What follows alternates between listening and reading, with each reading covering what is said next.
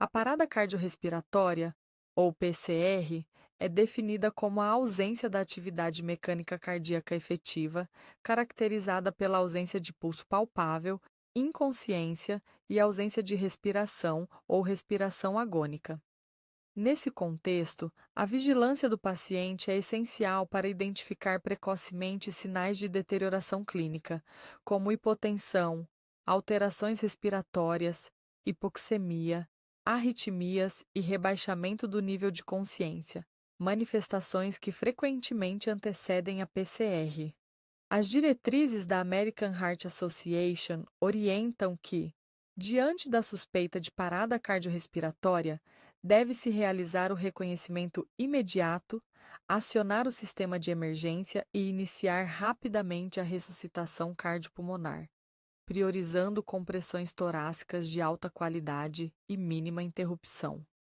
A equipe de enfermagem possui papel fundamental tanto na identificação precoce dessas alterações, quanto na assistência durante e após a ressuscitação, atuando no suporte ventilatório, monitorização, administração de medicamentos, obtenção de acesso vascular e cuidados pós-PCR, com foco na estabilidade hemodinâmica e na prevenção de danos neurológicos.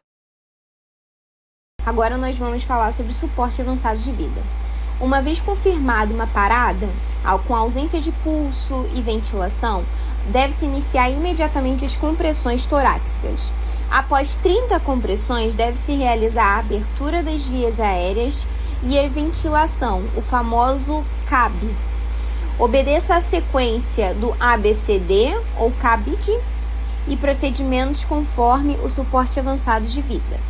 Primeiro nós temos a identificação da circulação desse paciente. Ele tem pulso? Não tem. A. Vias aéreas, é o famoso CABID. Vias aéreas está aberta, obstruída. B. Boa ventilação, está sendo feita uma boa ventilação. E por último, a desfibrilação. Falando de circulação e compressão torácica, nós entendemos como checar essa responsividade do paciente, né? O procedimento, ele monitora a qualidade da RCP, né, por meio da compressão torácica de no mínimo 5 centímetros e no máximo 6. Ele deve manter a frequência das compressões de 100 a 120 por minuto. Alternar os profissionais que aplicam as compressões a cada 2 minutos e conectar o monitor desfibrilador, para dessa forma conseguir monitorar o paciente. Obter um acesso venoso, caso esse paciente não tenha. Administra medicamentos conforme orientação médica, exatamente para caso esse paciente não esteja respondendo da forma adequada. Administrar fluidos conforme orientação médica, também para repor volume e aumentar essa circulação, esse sangue circulando, e avaliar sempre a glicemia capilar desse paciente, para avaliar, de certo modo, também o nível de consciência. Agora, falando das vias aéreas, é de suma importância que as vias aéreas elas se mantenham abertas, né? Vias aéreas patentes, de qualidade. Existe uma manobra de inclinação da cabeça com elevação do mento e a cânula orofaríngea. Se houver suspeita de trauma, deve tentar essa abertura da via aérea por meio da manobra de anteriorização da mandíbula, deslocando a mandíbula com imobilização da cervical. Antes de realizar uma possível intubação, uma intubação orofaríngea e tudo mais, devemos inspecionar a via aérea, e até mesmo antes do uso do ambu, né, das ventilações por si só. Deve-se inspecionar essa via aérea e aspirar se há presença de secreção ou retirar um corpo estranho. Preparação e auxílio nos procedimentos de intubação, o uso de máscara. Então deve estar sempre ali próximo também um auxílio de uma possível intubação desse paciente, caso seja necessário. O uso da máscara laríngea, que é um procedimento que pode ser feito também pelo enfermeiro em caso de intubação difícil. Confirme o posicionamento do dispositivo de vias aéreas para ver se está no local correto, se não foi para o esôfago ao invés de ir para a traqueia. Confirmar a integração adequada da ressuscitação e da ventilação, ou seja, 30:2. E após a instalação da via aérea avançada, deve-se manter as compressões torácicas contínuas na frequência dita anteriormente, 10, de 100 a 120 por minuto, sem pausas para insuflações, e oferecer 10 insuflações por minuto, ou seja, uma a cada 6 segundos não sincronizados, e checar o ritmo a cada 2 minutos. No entanto, para chegar exatamente a esse nível, se faz 30 compressões para 2 ventilações. Boa ventilação. Boa ventilação é devido à avaliação. Após a abertura dessas vias aéreas, a gente deve fornecer 2 ventilações de 1 segundo cada, contendo aproximadamente 500 a 600 ml de oxigênio, gás ali insuflado, a cada 30 compressões até uma via aérea avançada. Então, nós temos 30 compressões para 2 ventilações. Insuflações eficientes e de boa qualidade compreendem insuflação de 1 segundo cada, visível elevação do tórax, então você consegue ver o tórax expandindo, administração de oxigênio quando indicado. Isso é mais um adendo, também tem que ter prescrição. O oxigênio é 100% em paciente com um PCR, administrar para alcance de saturação maior ou igual a 94, monitorar a adequação da ventilação e oxigenação de pacientes. Critérios clínicos: elevação do tórax, captografia, o uso de captografia, o oxímetro de pulso, e evitar ventilação excessiva exatamente para não parar o funcionamento do bulbo, e sempre verificar se esse paciente também não tem uma DPOC. Desfibrilação, avaliação neurológica. Posicionar as pás de adultos do desfibrilador no tórax desnudo e seco do paciente. Aplicar o gel nas pás e oferecer pressão cerca de 13 kg. Desfibrilação é prioridade e deve ser administrada no início da RCP, assim que possível. Se o socorrista estiver sozinho, pode interromper a RCP para utilizar um DEA. Verificar se o ritmo é chocável ou não, caso não seja um DEA, um desfibrilador automático. Avaliar também o nível de consciência desse paciente. Agora vamos falar sobre o uso do desfibrilador. Bom, enquanto o desfibrilador é preparado, a ressuscitação precisa continuar. Então, enquanto o aparelho não estiver disponível, é necessário que a RCP continue. Deve ser usado o mais rápido possível, tá? Então, quanto mais rápido estiver disponível o desfibrilador, melhor. E deve ser usado como prioridade sobre outras medidas de ressuscitação em paciente com taquicardia ventricular ou fibrilação ventricular. Como usar o desfibrilador? As pás são colocadas no tórax, como na imagem. Uma pá fica na borda esternal superior direita e a outra no ápice cardíaco. Monitor cardíaco / desfibrilador é colocado no modo de desfibrilação e o capacitor do desfibrilador é carregado. E quando acontecer a carga completa, é necessário garantir que ninguém esteja tocando o paciente ou em contato com qualquer objeto que possa tocá-lo. Vai receber o choque.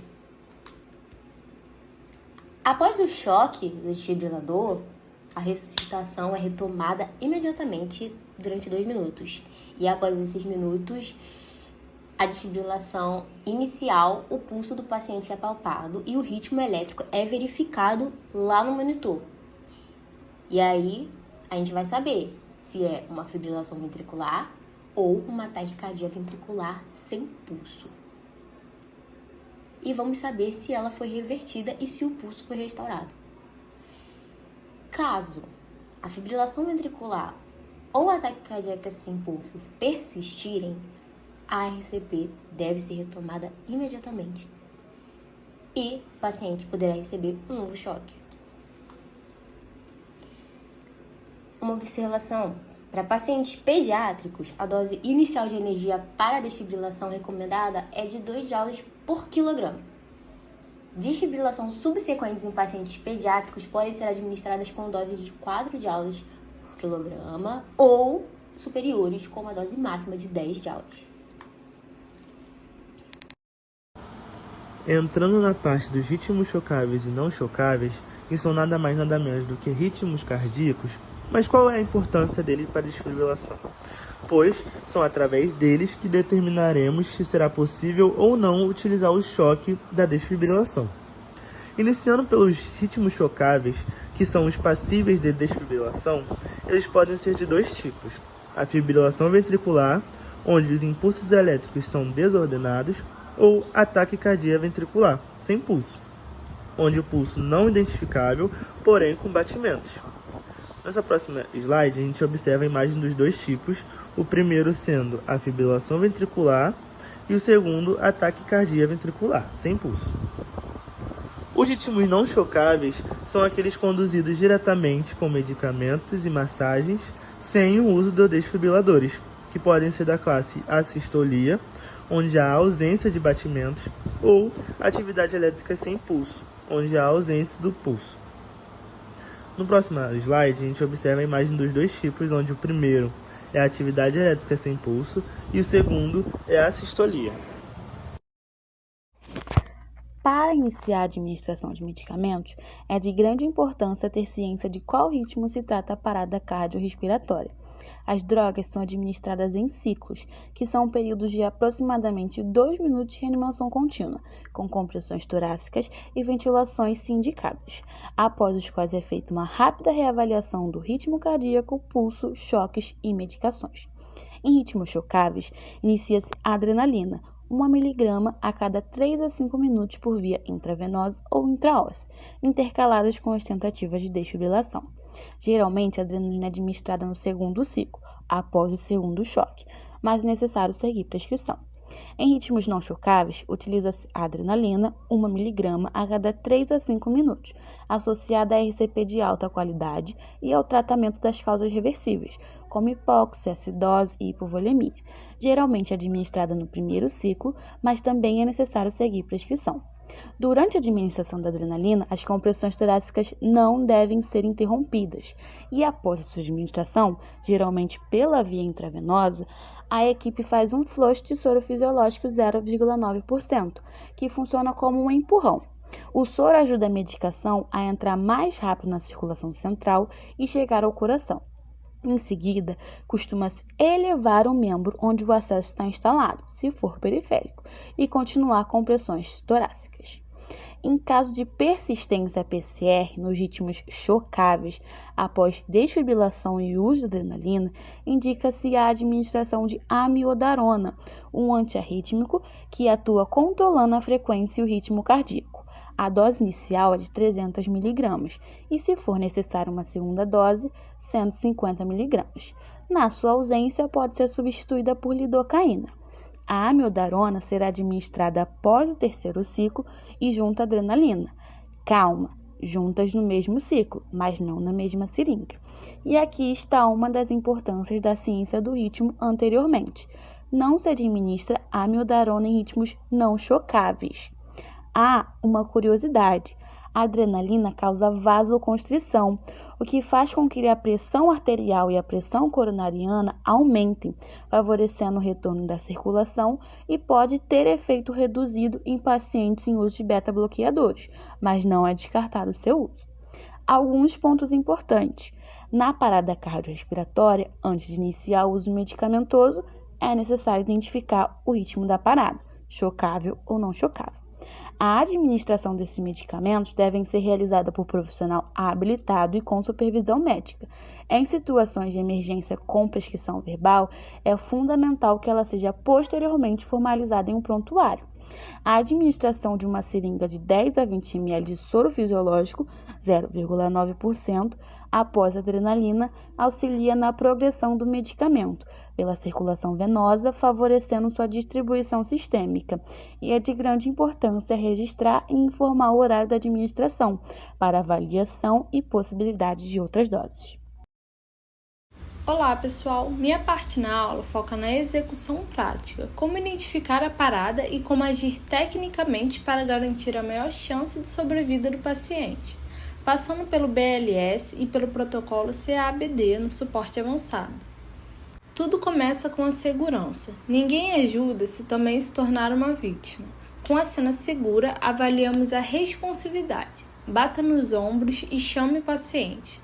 Se não houver resposta, pedimos ajuda imediatamente e solicitamos um DEA. O ponto crucial aqui é o tempo. Em menos de 10 segundos você deve checar se há pulso cariotídeo e se o tórax se expande. Se não há pulso ou se ele apenas pesca o ar, iniciamos a RCP. Agora o posicionamento da vítima. Ela deve estar em superfície rígida e você, o socorrista, ficar de joelhos, com os braços totalmente esticados e ombros sobre o peito do paciente. O calcanhar da mão vai no centro do peito, na metade inferior do externo. Para uma RCP de alta qualidade, guardem esses números. Primeiro, a frequência de 100 a 120 compressões por minuto. Segundo, a profundidade de 5 a 6 centímetros. E terceiro, o mais importante, permitir o retorno total do tórax. Não fique debruçado sobre o paciente. Deixe o coração encher de sangue novamente entre cada pressão. No suporte avançado, seguimos a técnica de memorização CABD. O C de circulação é a nossa prioridade com as compressões. No SAV, a entrada de drogas como adrenalina.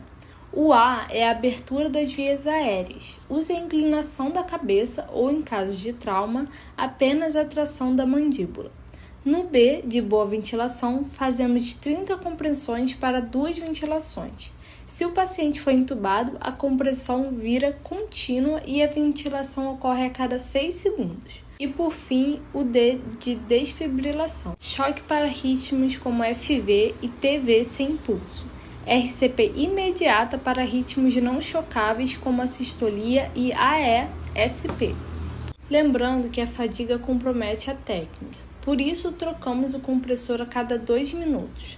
Com técnica correta e posicionamento adequado, mantemos a perfusão cerebral até que o coração possa voltar a bater sozinho. Obrigado. Agora nós vamos falar sobre cuidados pós-PCR. Como cuidados gerais, nós destacamos otimizar a função cardiopulmonar e a perfusão desse paciente, transferir esse paciente para o ambiente com suporte avançado, como a UTI, identificar e tratar a causa da parada, prevenir uma lesão neurológica e evitar a recorrência de parada. Como principais intervenções, nós temos via aérea e ventilação, garantir que essa via aérea permaneça pérvia e administrar oxigênio para manter a saturação acima ou igual a 94. Um controle rigoroso dos sinais vitais e dos parâmetros hemodinâmicos. Manejo neurológico. Avaliar o nível de consciência. Esse paciente obedece aos comandos? Controle de temperatura. Hipotermia terapêutica, que é indicada para pacientes comatosos. E evitar a febre. Avaliação cardíaca, como realizar o eletrocardiograma, e se indicada, a terapia de reperfusão coronária pode ser iniciada e deve. Controle metabólico, monitorar a glicemia e evitar uma hiperglicemia significativa. Realizar avaliação laboratorial, incluindo eletrólitos, gasometria, com lactato e troponina e realizar a higienização das mãos. Por último, realizar o registro, que é de suma importância, o registro de enfermagem no prontuário do paciente. Obrigado.